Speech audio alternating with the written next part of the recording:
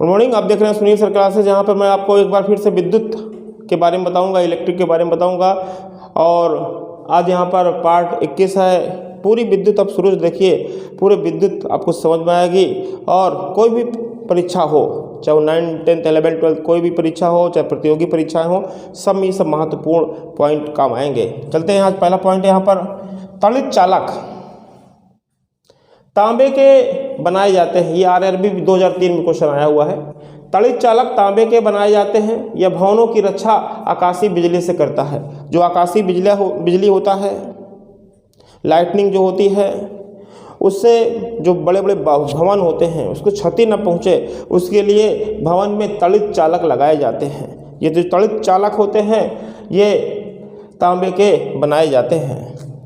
एक car battery में, जो कार की बैटरी लगी होती है, कार में जो बैटरी होती है उसमें सल्फ्यूरिक जो अम्ल होता है विद्युत अपघट्ट मतलब इलेक्ट्रोलाइट के रूप में प्रयुक्त होता है। विद्युत अपघट्ट इंग्लिश में इलेक्ट्रोलाइट बोलते हैं के रूप में प्रयुक्त होता है। तो कार बैटरी में इलेक्ट्रोलाइट के रूप में क्या प्रयुक्त होता है? सल्फ्यूरिक अम्ल। विद्युत अपघट्ट क्या है? देखिए, जो द्रव होते हैं, द्रव को चालकता के आधार पर, उसके कंडक्टिविटी के आधार पर दो भागों में बांटते हैं। एक ऐसा द्रव जिसमें विद्युत धारा का प्रवाह हो जाता है, इसे हम लोग विद्युत अपघट्ट बोलते हैं, इलेक्ट्रोलाइट बोलते हैं। जैसे अम्ल का विलयन, क्षार का विलयन, साल्ट मतलब लवण का विलयन, ये सब विद्युत अपघट्ट हैं, ठीक है। और एक दूसरा प्रकार का द्रव होता है जिसमें विद्युत धारा का प्रवाह होता ही नहीं है, इसे बोलते हैं विद्युत अनअपघट्ट का विलयन, नॉन इलेक्ट्रोलाइट बोलते हैं, ठीक है। तो कार बैटरी में सल्फ्यूरिक अम्ल विद्युत अपघट्ट के रूप में होता है, याद रखिएगा। शुष्क सेल, ड्राई सेल बोलते हैं, में अमोनियम क्लोराइड, ये लिखा हुआ है NH4Cl, अमोनियम क्लोराइड का सूत्र होता है NH4Cl विद्युत अपघट्ट के रूप में। और मैग्नीज डाइऑक्साइड MnO2, ये मैग्नीज डाइऑक्साइड है, द्विध्रुवक के रूप में प्रयुक्त होता है। बहुत महत्वपूर्ण प्रश्न है। शुष्क सेल जो ड्राई सेल होता है उसमें NH4Cl विद्युत अपघट्ट के रूप में और MnO2 द्विध्रुवक के रूप में प्रयुक्त होता है।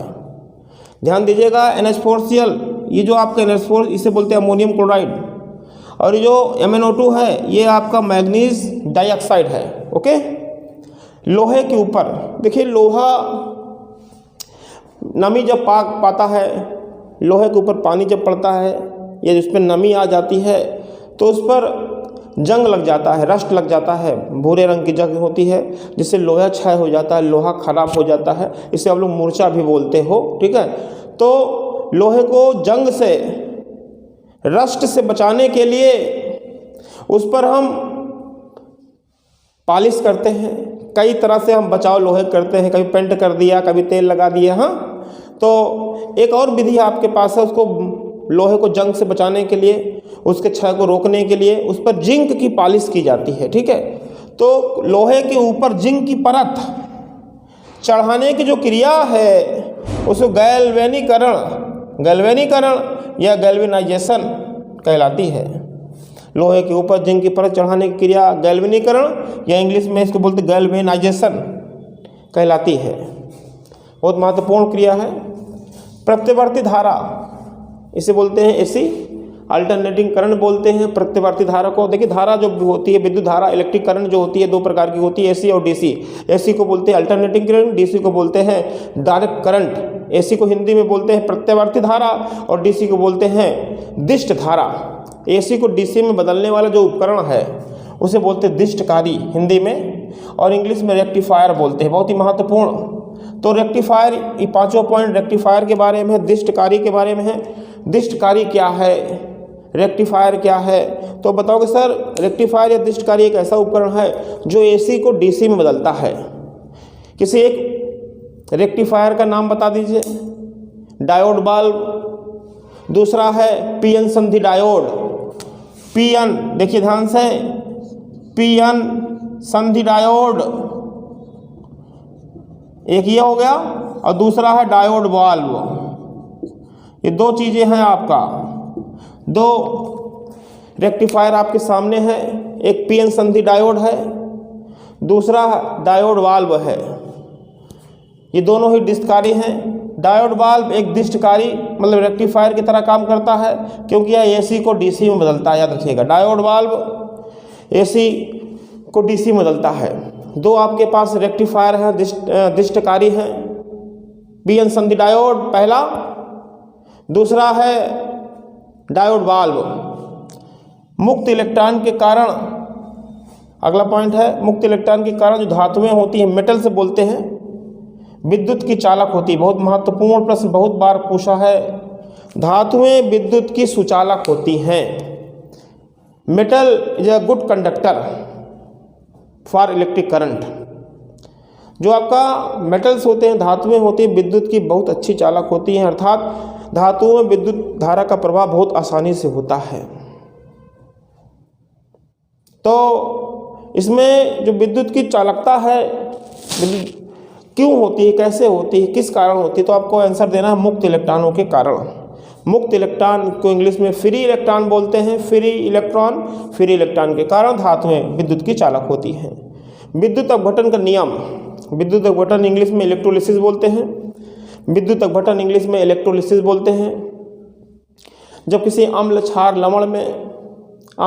लवण के जलीय विलयन में विद्युत धारा का प्रवाह होता है, तो ये जो अम्ल क्षार लवण होते हैं अपने घटक आयनों में टूट जाते हैं, जिनसे ये बने होते हैं। इसी क्रिया को बोलते हैं विद्युत अपघटन, इलेक्ट्रोलिसिस, विद्युत के द्वारा तोड़ना। जैसे आपका ले लिया हम HCl ले लिया का जलीय विलयन ले लिया, इसमें हमने विद्युत धारा का प्रवाह किया, तो ये हाइड्रोजन आयन और क्लोराइड आयन में टूट जाता है। ठीक है, यहाँ पर हाइड्रोक्लोरिक अम्ल लिया, इसका जलीय विलयन हमने ले लिया हाइड्रोक्लोरिक अम्ल, इसमें विद्युत धारा का प्रवाह किया, तो ये HCl जो है हाइड्रोजन आयन H+ और Cl- जिसे बोलते हैं क्लोराइड आयन में टूट जाता है। इसी घटना को हम लोग विद्युत अपघटन कहते हैं, इलेक्ट्रोलिसिस कहते हैं। इलेक्ट्रोलिसिस का जो नियम था, एक वैज्ञानिक थे माइकल फैराडे नामक वैज्ञानिक ने दिया था। एक बार फिर से 4 पॉइंट। एसी को डीसी में बदलने वाले उपकरण को दिष्टकारी या रेक्टिफायर कहते हैं। डायोड वाल्व एक दिष्टकारी की तरह कार्य करता है, क्योंकि यह एसी को डीसी में बदलता है। मुक्त इलेक्ट्रॉन के कारण धातुएं विद्युत की चालक होती हैं। विद्युत अपघटन के नियम फैराडे नामक वैज्ञानिक ने दिया था।